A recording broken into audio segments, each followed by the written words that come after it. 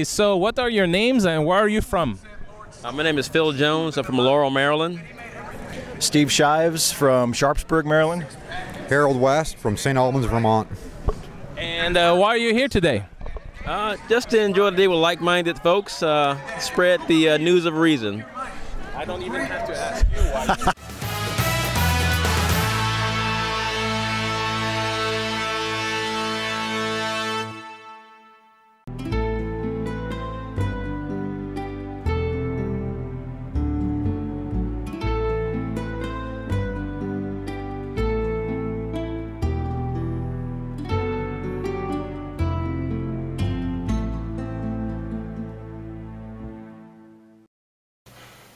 Welcome to a new season of The Infidel, News for the Damned. The Lord's Day Observance Society calls for boycott of Richard Dawkins at Scottish Book Festival. Starting this October 30th and running through November 3rd is the annual Falkland Hebridean Book Festival in Scotland. This year's gathering will focus on the exploration of belief itself. Headlining the event is renowned biologist Professor Richard Dawkins, who will be speaking on his 2006 book, The God Delusion. Preceding Richard Dawkins will be one of Scotland's leading apologists and the author of the Dawkins Letters, Free Church minister David Robertson. Several of the attendees are outraged to hear the news of Dawkins' appearance, including the Lord's Day Observance Society, which is calling for an outright boycott of his talk. The group's president, John Roberts, said of the invite, "Why explore faith by getting a person who has no faith? It's ridiculous and offensive." After hearing of the proposed boycott, Richard Dawkins quipped, "Not content with stopping his ears like a proverbial monkey, Mr. Roberts seems to want to stop everybody else's ears too." Things heated up a bit more when Dawkins refused to debate Free Church apologist David Robertson. Robertson went so far as to call Dr. Dawkins an elitist snob for simply refusing to debate.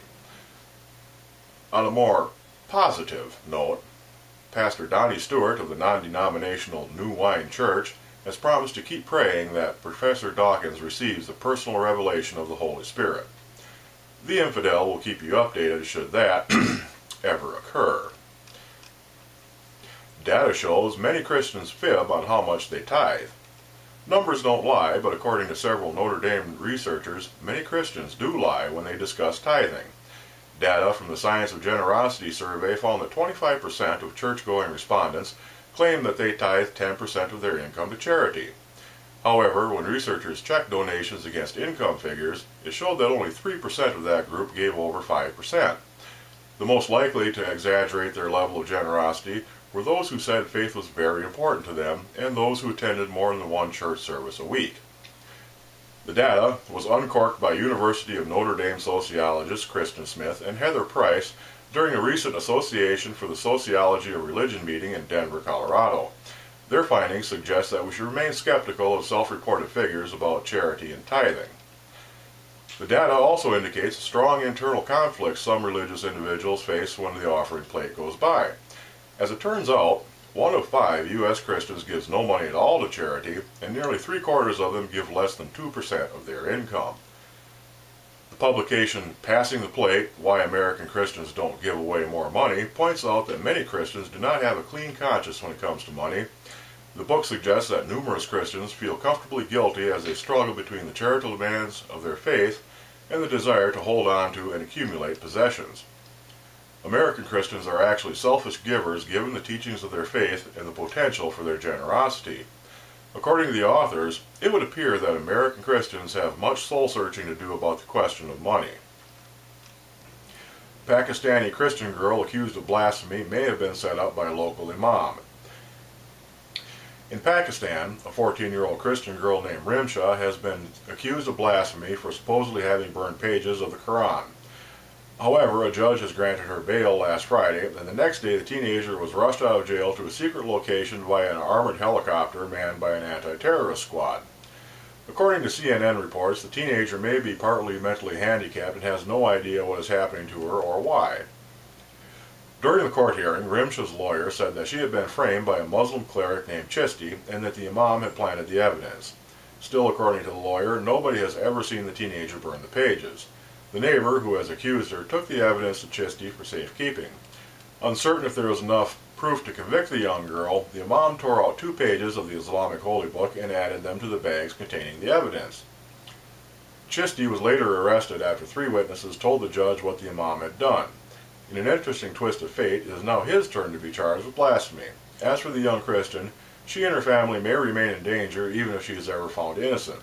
Canada, Italy, and the United States, among other nations, have offered sanctuary to Rimsha and her family, but they all want to remain in Pakistan. Canada will soon have an Office of Religious Freedoms. Canada will soon equip itself with an Office of Religious Freedoms. It'll be part of the Department of Foreign Affairs. Its goal will be to give focus to the country's foreign policy on the sensitive topic of oppressed religious minorities in places like Egypt, Pakistan, China, and Iran. Canada's Conservative government has made it part of its election platform in 2011, and many had hoped that the new entity would have become reality by now. However, Foreign Affairs Minister John Baird has had difficulties finding someone to head the new office. So far, 2 people have been approached to fill the position of Ambassador of the Office of Religious Freedoms, but both individuals have rejected the offer. Critics and proponents of the office hope that the government will take its time and find the right person, because many fear it could take the same direction as the American office, which is seen throughout the world as being a mostly Christian proselytizing organization.